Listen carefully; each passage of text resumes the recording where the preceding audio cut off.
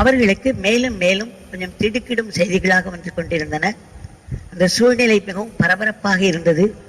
எந்த நேரமும் ஏதேனும் எங்கேயோ வெடிக்கலாம், பெரிய சண்டை மூழலாம், உயிர் சேதம் ஏற்படலாம் என்ற ஒரு நிலை.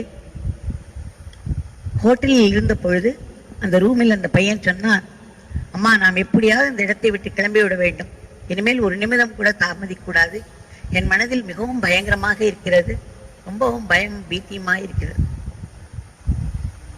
என்ன செய்ய முடியும் இப்பொழுது, திடுமென்று எப்படி கிளம்பி போவது என்று குழம்பினர். உடனே அந்த பையனே சொன்னான், அம்மா நீயும் மாமாவும் ஒரு சுவாமியை திருவண்ணாமலையில் கும்பிட்டுக் கொண்டிருக்கிறீர்களே, அவருடைய பெயரை சொன்னால் எந்த காரியமும் நடந்தேறும் என்று சொல்கிறாயே, இப்பொழுது அதை டெஸ்ட் பண்ணி பாரு என்றார். அவர்தான், அந்த நாமத்தை தான் நீ சதா சொல்லிக் கொண்டே இருக்கிறாய், அவருடைய நாமம் நம்மை காப்பாற்றுகிறதா